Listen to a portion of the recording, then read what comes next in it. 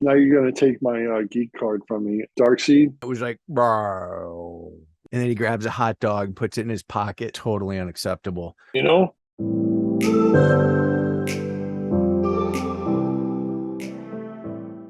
Welcome to another episode of Sheehan is Dead Comics. when I first saw that part with the hot dog, I'm like, what is going on here, dude? I'm not gonna come back and just be a monkey. Affleck goes, mother boxes. It was funny. Okay, There's a logical progression here. I don't know. How the about this thing, then? How about you know, okay. Hey, Scotty, do me a favor because I met Dan Didio at he was kind of like incognito. He had a T-shirt on and a ball cap. I think it was like 2016. And I'm like, wait a minute. I'm like, hey Dan. He turns around. I'm like, come on, take a picture with me. And then I found him on Twitter, and he's a big Mets fan. And when he was when the Mets were in the World Series in 2015, I was tweeting him on Twitter. I'm like, hey, Danny boy, check it out. That was a big hit, huh? And he's like, yeah, blah, blah, blah. Dan Didio. He was cool. He was nice. He seemed like he a seemed like a down to earth but guy? again, but if you listen to those podcasts that I sent you, if you got a chance, part one and part two, especially part two. Part two is the more in depth one. And like he goes in on New 52 and what 5G was going to be, which is supposed to be like the brand new continuity, present day, like right now. All right. And it was really interesting. You were like right in the middle of a sentence and you were on it. And then it was like, bro. Yeah, it was like old school karate kung fu movies. Hey, before we Yeah. forget, tell us about our special guest coming up real soon. A week from tomorrow, we're going to have the one, the only Sean O'Connell. He, the author of With Great Power Comes Great Responsibility, for all you Spidey fans. But for me, for the Snyder Cut, this is the Batman Superman shirt. It's awesome. Release the Snyder Cut, Sean O'Connell. So Yeah. that's going to be awesome. I'm actually really excited, and I'm jazzed. Darkseid, Darcy, Affleck goes, mother boxes. totally unacceptable. There's a logical progression here. It's not just like fast cut to this. She's flying through the air and then he grabs a hot dog and puts it in his pocket. I like that with the Quicksilver too in the Marvel films. And that whole, effect of the speed thing is just fun. Like, how do you Yeah. visualize that and do that? Yes. It's genius. It's It really is. ingenious. Yeah. It's like, well, And when I first saw that part with the hot dog, I'm like, what is going on here? But then come to find out, it's actually from the comic, the is it? Flash comic, Yeah. like hot dog render. So that's like paying homage to the origin. So it's like, Okay. oh, okay, Yeah, I okay. get That's it. good. Yeah. And FYI, did Ezra crash any helicopters or anything this week? not that I saw. I'm sure he had to be held back. You know, Oh I'm sure man. he wanted to. He's like, That's should I? Should I? And they're like, no, no, no, no, no. what's going on with Yes. Ben. Ben is in. We're gonna see more Ben or what in the Yeah, DC we're going to for see more sure. Ben. All Affleck right. apparently is supposed to come back because remember, Keaton signed a three film deal. Batgirl, which they threw in the pooper, Yes. which we talked about at length because Zaslav is my favorite superhero. And smash that like button, by the way. Now that we're kind of like in the Smash groove here, it. smash that like button. Smash, smash, Clobbering smash, time. smash. Yeah, and subscribe, please. If you really like what we're doing, please like and subscribe. We'd love it. But From the yes, I'm drama. emotionally exhausted. To where it's like Ben's coming back, but he might just come back for this, and then uh, Keaton. So Keaton, the right? three film deal, poop. They flushed Batgirl, Batgirl. right? Zaslav is my favorite superhero, and then he's in the Flash, which apparently is going to come out, and then Aquaman looks like Affleck's back. I can hear you now. I was getting this stern look with this beautiful mustache. I heard some news about just in passing about Soups too. Henry, like he's Oh, saying he's not coming back. What do you think about? What do you know about that? I saw a report, and again, it's more a rumor than an official report, where it says Henry was in wherever they were shooting the reshoots for Black Adam. He was spotted supposedly, Yeah. and that he's going to be in the after credit scene. I'd rather watch Shazam than anything on Disney Plus, like Hawkeye or She-Hulk. Not that that's saying much, mind you, right? However, in the after credits thing, there's a tease like all throughout the movie, and in like the after credits or the mid credits, Superman walks in with a tray at the school, and everyone's like, "Oh my god!" But it's like him from up here down, because Henry was supposed to. They wanted him to shoot it, but he said, "No, I'm not going to come back and just be a monkey." You know what I mean? Mm. You're not going to display me at the zoo and not give me a movie. So in this movie, in Black Adam, he was supposedly spotted like in that town or wherever for the reshoots, and they think that WB got the hint that the fans really want to see him, and so he'll be in the after credit scene supposedly. But again, that's emotionally exhausting too, because he's in, he's out, he's in, he's out, he's in, he's out. It's not interesting. It's just tiresome, like you say. Hoopla. Hoopla is a cool thing. So Brian told me about Hoopla a couple weeks ago, and this is a I don't even understand how they like finance it or make that work. But if you have a library card, you can download the Hoopla app onto your tablet device, whatever it is. It's free. It's free. You take your library card number, you plug it in, maybe you give your email, I don't remember. But in any case, they identify you, know that you are a supporter of your local library, which doesn't even mean money in that case. You just have a library card, and then you get access to this huge library stuff. But in any case, it's really great. There's a bunch of I mean, of course, there's everything, you know, audiobooks, there's novels, there's the graphic comics, the comics has a special reader, so it's like reading the book. So Hoopla, Hoopla. Yeah, it's really great. I'm like, oh, well, let's see what they have as far as Liefeld or Jim Lee. And this came up in the Hoopla app. So I borrowed it and have gone through the first 2 or 3 magazines. Early Robbie to me is very uneven. Like his distance stuff, when the figures are small, you know, like they're off in a distance and you got like 5 figures and it's mostly just like, you know, whatever, shadows or silhouettes, if you will. He's very busy and noisy, but like his faces when he's up and then it's like smooths out. It's almost like watching 2 different people. Wait a minute. I don't want to hear this, because X Factor sold 5 million copies. Okay. You mean X Force? Was it X Force? X Force 5 million copies with cable. There we go. Yeah. He did New Mutants early on. I'm not really fond of the storylines either. They're I mean the bigger arc seems like it's cool, but the dialogue and the whole like positioning between the New Mutants and the X-Men, like they're kind of like fighting over the mansion and our space in the danger room, and like, hey, we need to use this. That's kind of it's a little bit simplistic by today's juvenile. Yes. Yeah. By today's standards, it's you know, a little bit wimpy, but I'm muscling through it. It's cool to have. I'm glad I would not buy the omnibus, because it would not be worth it to me to drop 50 or $100, but to use the Hoopla app to at least get the story, that's really cool. Just Tim Sale's thick black inkiness, it just can't be appreciated unless you have it in person. So that's why it's coming in the mail. So and certainly Absolute is it's so big, you know. They're just like so there's so much ink on there. Oh, dude, I have to remember. Oh, I'm supposed to read this thing. yeah, like I bought this book to read it, not to smell it. Hey, what's that in your hand there? Whoa. Hey. So Brian had me read this week. So yes. That's Justice League Volume 1 Origin. Jeff Johns from the Jim New 52. Lee, Scott Williams. Yeah, I really liked it. And Alex St. Clair. I liked it. The thing again is the quality is so good, the art is so good, and basically the storyline and the dialogue is fairly strong. Like eating at Applebee's. I've never done that. Not in 20 plus Well, you're years. a smart man. You're a smart man. Yeah. Yeah. So one of the things that I liked about this that I thought was cool that I'd never seen before as far as the artwork goes early on.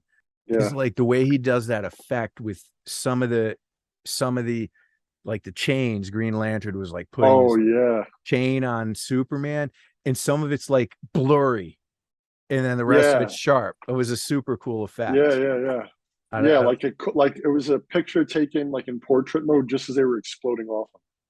Yeah. Like Yeah. right Yeah. here Yeah. or over here. This is like phased out, and then the rest of it's like super sharp, like you'd have if it was a real photograph. If you're going to read this, I don't know if they're still in print, is the Absolute Edition, because I'm telling you, I went over this again. I read the first 3 chapters, right? And all I could say to myself was, "Wow, I've read this book, just the Absolute. I've read probably about 2 or 3 times since I've had it in the past few years." And I just really noticed how beautiful it is. The art, like I really think this is Jim Lee's best work. No joke. Better Yeah. than what I've seen on the X-Men. And I think Alex St. Clair, I think his coloring is outstanding on this. I really think like they put their heart and soul into this thing. Like even this battle, like just look at how big the pages are. And that's just half of it in the Absolute Edition. Yeah. And then you just like even the whole lead up to when Darkseid comes, like Darkseid is so much more amped than he was back yeah, in Kirby's era. yeah, like even what Scott was saying about the chain effect, like in the Absolute Edition, There it you just go. eats up this whole page. Look at that, Yeah. right? And then and then like here, I'm gonna go to the Darkseid thing. And I mean, just everything in this is absolutely like I really feel like I'm watching just a blockbuster movie, and it's just unbelievable. Like even this thing of Wonder Woman, look at how tall she is in the Absolute. Look, dude, Oh, I know. dude. Even look at the like. These are the things that, as a fellow sometimes artist, look at all the detail on the building that Lee puts into it. Hey, Just on the this is a great buildings. opportunity for you to do Todd McFarlane, because right, Todd likes the bricks and the Fine, extra stuff. fine, The extra fine, stuff. fine. See, Jimmy, you're trying to Wonder Woman good, but look at the bricks and the lines. I got all that there. You know what I'm saying? I got all that there, bud, right? Aquaman, Yeah. Jim Scott, and Alex St. Clair are like a triplet. Yeah. So he said, Robbie's opinion is that Jim's work is at its best when Scott inks him. And I can understand that. Yeah, You and I have talked about how sure. I think Burns' work is the best when Austin inked him. And I have With to say Terry this. Austin. Yes. Mm-hmm. This stuff has broken John Byrne for me. It's Yes. amazing for its day, the way Kirby was amazing in his day, and then the art form gets pushed to a higher level. So I mean, I still enjoy looking at the Byrne stuff, but it's like simplistic compared to. Certainly. Yeah. Now look at this. This is so cool. When it's like Batman's Cyborg's like he's coming for us, and Batman's like, who is? And then it's like you see like everything blowing out, like The boom tube. like look at all that. Yeah, because look who's about to come. And then it's Darkseid. Yep. And he's And huge. it's just like that was such a that was such a great reveal. And then you turn the page and he just like destroys the league when he shows up in one shot. Just boom. Look at that. Yeah. And just look at the detail, the richness. There he is. Yeah. I am Darkseid, right? Yeah. Like it's just amazing work. Like this is Jim Lee's best work. I think Jim Lee, Williams, and especially St. Clair with the color. See, like even remember you were talking about look at Barry's fingers. Look at how they blur. Right. Can you see it? Yeah. I didn't notice it on that, but it's same deal. Yeah. No, you're right. Every like, dude, even the first picture when you're talking about perspective here, this is just like whoa. Like, look with when Jim Lee draws the dude with the gun. Yeah. Right. Yeah. Look Yep. at that. It's like boom, right in your face. And look at, like, if you look, you can even see like the nick marks from like Yes, previous that's true. shots on the Yep. gun. Yep. It's Yep. just so much detail. Go get yourself whatever. I mean, Scott and I are hardcover snobs, but if you want to throw down like 100, 125, you got it like that, go get the Absolute Edition. Yeah. Right. Look at that. It's just amazing. You mean So you don't have any gorgeous. superpowers, Batman? It's like, you're not a guy. You're not just a guy in a suit, are You, you? you dress up as a bat? I mean, like, that's it? And that works. Wow. You must be nuts. Wow. So that was Justice League New 52 Volume 1. Really, Now really great. I just want to read the introduction a la Dan Didio. Yes. It's interesting to note that the Justice League, for all its various incarnations and incredible adventures, never had a defined origin story. You know, that classic moment when all the heroes decide to band together rather than fight as individuals in an effort to defeat an overwhelming threat. Of course, there was a first story, but it wasn't really an origin, more like a shared experience where they were all featured. Think about it. Here we have the Justice League, the inspiration for every Silver Age team book that followed, and we never saw the adventure that inspired them to be a team. As a longtime fan, I always wanted to read that story. Flash forward to 2010. Newly installed DC Entertainment President Diane Nelson was bringing a new energy to the comics line with some dramatic changes, and nothing was more dramatic than her casting two of the industry's top creators, Jeff Johns and Jim Lee, in executive roles. Both were industry leaders in their own right with incredible bodies of work, and now they were leading DC Comics. But don't be fooled. They were still creators first. And one of the best ways to lead a creative company is by example. Almost as amazing as the Justice League's lack of origin was the fact that Jim and Jeff, up to this point, had never worked together. That was about to change in the best way possible. Over the course of several months, these two creators tossed ideas back and forth on potential projects. Unable to decide which character to pick, the simplest answer was to choose the one book that featured them all, Justice League. Now, in their original discussions, they were planning to take on the current incarnation of the team with some revisions. The eagle-eyed few who caught Jim's original promotional art for the series might have seen new team members Element Woman and Lady Luck, never named, in the character lineups. Yet their induction to the team was not meant to be.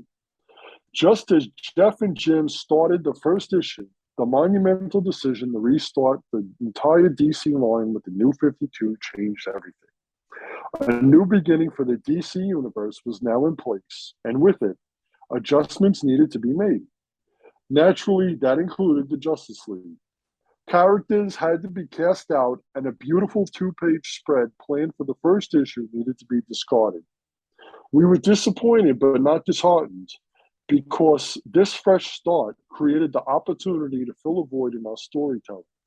The chance to tell the definitive origin story of the Justice League. Plus, the book would have the added bonus of two of the industry's best creators at the helm. The team lineup was chosen, followed by a threat worthy of our greatest heroes. It was most fitting that this would be the inaugural title for the launch of the New 52.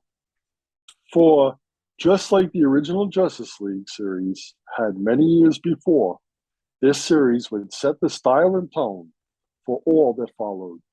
Dan Didio, DC Comics, April 2017. Nicely done, Danny. Yes, yes. Thank you. Thank you. Because. Okay. I told you were going to have a pop quiz. Do you know how the ages for comics lay out? Like start and end periods for each of the ages? Now you're going to take my geek card from me. No. You can keep your library card, though. Yes. There's not hard and fast. As I looked this up, if you Google it, it's like kind of semi all over the place. So not hard and fast. Yes, What yes. what would you say? What would you say? When did the golden age end? What do you figure the golden age ended? Maybe Well, first, I'd like to just say I know what Stanley's favorite vegetable was. corn. Scotch. Yeah, Stanley's favorite vegetable was scotch, or You got so to they say. juice the vegetables. Hey Stan, how stewed were you when you wrote Spider-Man and X-Men? Pre Genius. 1935, according to them, is platinum. And it's funny to me that it'll Pre be 1935? yeah, they call that I platinum. didn't even think I didn't even think like comics started until like I mean I knew there were comic strips, but comics like until Superman came. There's information in that, and I didn't write it down, so I don't have it in front of me, so I'm not going to speak to it, but we can do that in a different episode in the Stan Lee book as far as when the first comic came out. I don't remember the date at this point. Anyway, so January of 35 to June of 47 is what's considered golden. July of 47 Mm-hmm. to November of 58 is atomic. Silver is December 58 to Atomic. August. Atomic. Yeah, I know. I didn't hear that before either. Never heard of it. Atomic. I mean, admit it because of the atomic bomb. Makes sense. I never heard of it. Silver is, according to them, is December 58 to August of 70. Bronze would be September of 70 to April of 85. Copper was May of 85 until August of 2000. What they call plastic was September of 2000. What is I only knew not I mean I only knew bronze, silver, and gold. That's all I knew. I never heard of these other things. Well, but I think it makes sense to some extent, and that's why I kind of preferred this, because mostly people lump together copper, or rather bronze, from 1970 till now. And I don't, to me, that doesn't really make sense, because the comics, Doesn't track. this is so much different from a book that was available in 1970. So I don't feel like this is the same age. I don't necessarily agree maybe with the way these guys are breaking it out, but I think it's interesting, and I think it's at least worthy of like thinking about. So plastic was 2000 to the beginning of COVID, and they're calling Pixel June of 20 to now, because I guess the prevalence of digital. So there it is. This was the fun thing that I pulled out of Kirby's bio up front. Can you name one or both of the first two superheroes that Marvel printed? And again, no shame if you can't. I thought the first ones were the X-Men. No. Way earlier than that. Way earlier? Like rewind to before, when Marvel wasn't even Marvel, when it was timely. Oh, Lord. So the first two superheroes ever to grace the pages of what would become Marvel Comics was the Human Torch. Oh, I was going to say Fantastic Four. The Human Torch and Namor. Oh, okay. Those were the first two, which I thought is interesting. You know, did you know that the Human Torch and Captain America are the same person? Have you heard of a site called Whatnot? You know what? I have not, but I heard Robbie say, "Oh, I'm part of God, you guys. I'm a part of a site called Whatnot." Oh, really? So I haven't heard. Yeah, that Robbie. Yeah, he talks about it on his on the one that I told you about today from Wizard. The newest one. Okay, yeah. It's kind of like he says to join it. It's a trending thing, and what it is what is it? It's auctions. It's all auctions, kind of a rapid fire short auction thing, and it's about all different kinds of collectibles. So there's a dude that I follow on YouTube called Papergoy, and he sells a lot of ephemera and magazines. Magazines are his big thing, but every Tuesday and Thursday he has a Whatnot auction. One day, I think Tuesdays is paper, the ephemera, and then Thursdays is comics. So he puts up, basically what he generally does is he puts up similar kind of magazines. So this was a Superman lot that he had. Again, New 52. That was in there. So no triangle. Yeah. No triangle on that one. This is New 52 again. Come on, camera. There we go. Kind of looks like Jim Lee, although I don't know who it is. Who is it? How about Scott Lobdell? So that was number 19. Here's Man of Steel. Oh, she's holding him this time instead of on Crisis on Infinite Earth. And look, the triangle. Oh, number 13. Oh man, dude. I can't even tell you how big that comic was to me, because that's when they were in the throes of the original Superman in the black suit. I remember buying that comic. That was number, dude, you number totally 29. just rocked my world. I knew you'd dig it. I've got like 5 of the Reign of the Superman or the Triangle issues now. And it's just been like totally random. And then here's an earlier one, which is like kind of super cheesy. It's presenting the dynamic team of Superman and Perry White. And then this is the rarest thing. It wasn't from that lot. You don't find many of these, and I can't believe I came across it, but check it out. What? Oh, yeah. Isn't that cool? That one's definitely going into CGC. I want to see that, dude. Beautiful work. You are a modern day superhero. Yes. Yeah, you don't see those very often. That. You don't find those, man. I think Dennis signed the inside cover too, man. I think Dennis may have actually been the inker. Oh. That is so awesome. You literally just blew my mind. X-Sheehan episode or issue 21.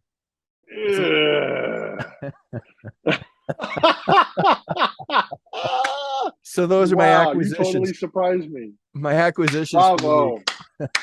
Bravo. So for the Kirby cover is back from vacation. Hey. Yeah, he's back from vacation. I pulled this one out, and this isn't a Danny. This isn't a Danny cover, but this is a Larry cover. Okay. The Time Machine, Classics Illustrated. So cool. I love that. I love that Time Machine.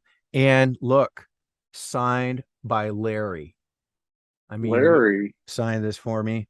But let's see.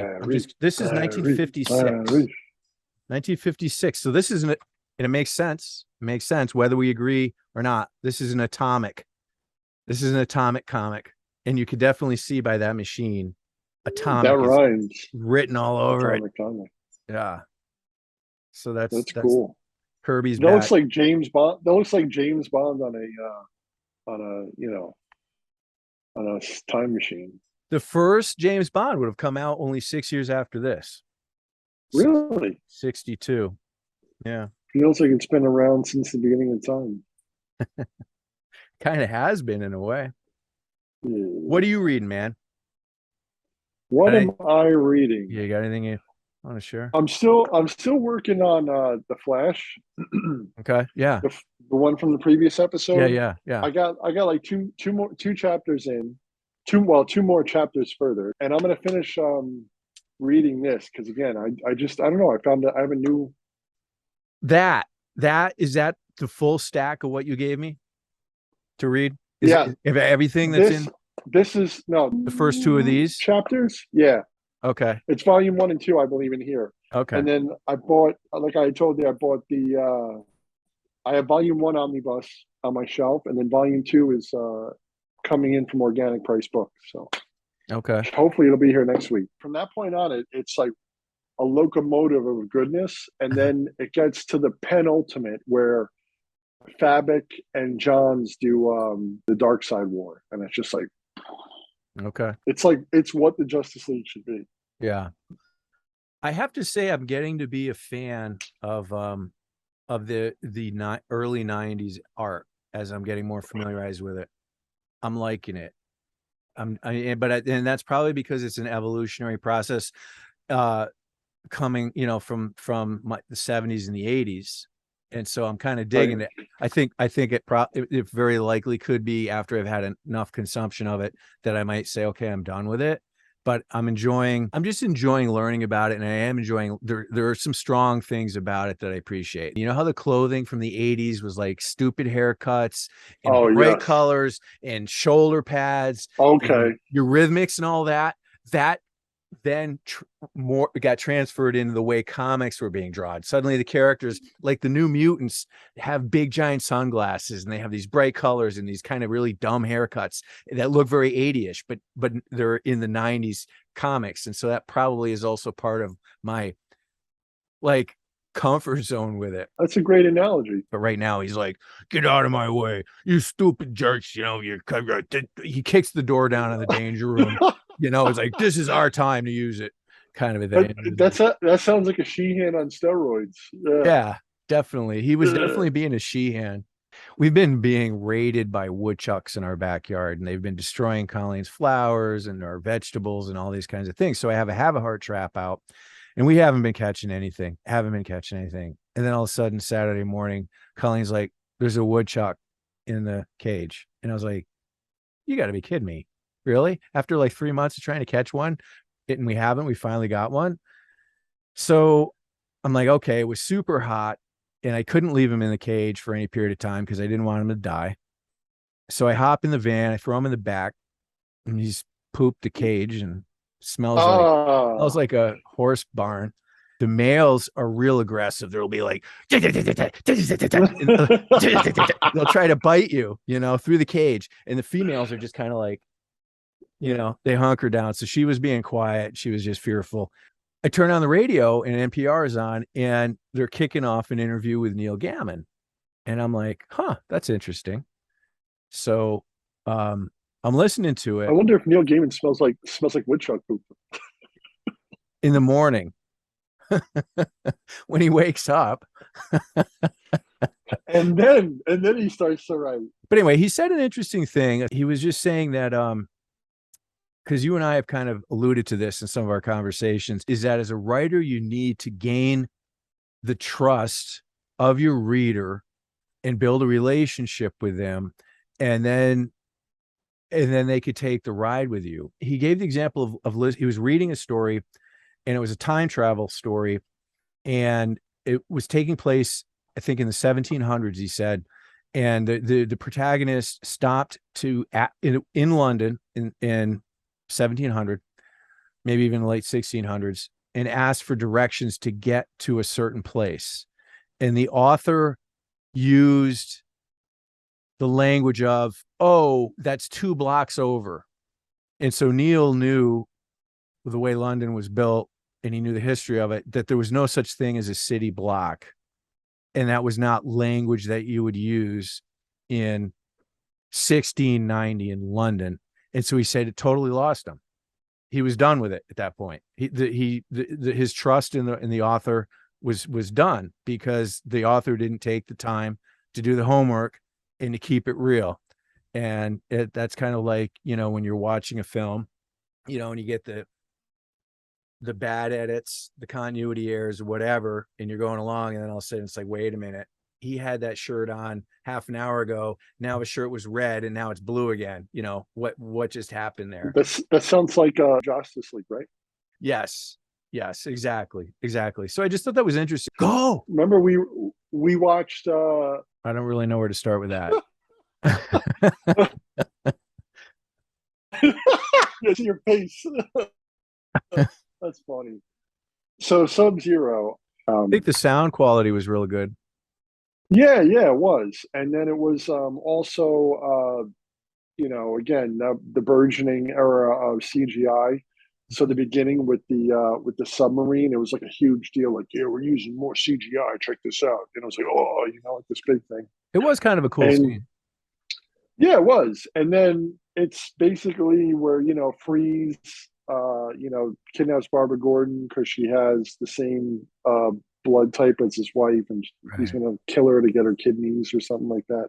That's what the story is. Like, that's his story in the comics. Yeah. And so what's supposed to have dulled his, you know, compassion for people is the chemicals that doused on him, and basically he can't enjoy anything. And because of that episode that turned his wife, to where now she's in that stasis field thing, that's a result of it. And so now he's basically taking out his anger and frustration and sadness and loneliness, and like, it happened to me, I'm going to make it happen to you. Yeah. And then at the end of the movie, he goes back to like kind of sort of good guy, like mellowed out. You compare it to the Batman the animated series, the color and production value are so much, again, it almost looks like it's just so much richer, the colors and whatnot, as opposed to just being drawn on black paper like they did with the first, I think, season or two. Oh yeah, for the animated series. Well, bigger budget, no doubt, right? It's the burgers, the French fries, the nuggets, the pizza, soda, pizza. You know what I'm saying? Taking a year off and eating chicken nuggets. Good times. Yeah, good times. I gotta hang my Val Kilmer poster. Be like, but you have to have it cut in half to where it's like Val this side before and Val like now. All right, yeah, sure. They'll You be don't like, have what to. is this? Yeah. You're like, listen, we have our own YouTube channel. X-Sheehan. I think I'm gonna keep looking, but I think there might be more of them out in the wild there. And when I find them, please do. I love it. I would that's my absolutely love it. That's my collecting goal now, is to, whenever I come across an X-Sheehan, it's got to go in the collection. We're gonna have Sean O'Connell on, and we're gonna like deep dive. We're gonna jump. So what is it Dude, I'm super excited. For him to come on. You'd be like, whoa, really? And he's like, yeah, really. And you're like, whoa, really? He's like, yeah, really. No, it'll happen now. You can do that too. Just be like, I got a question. Have you ever met Ezra Miller? Oh dear.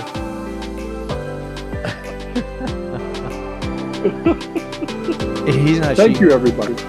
And I'm not cheating. And remember, you were tested, and I took my test. I'm waiting on the results.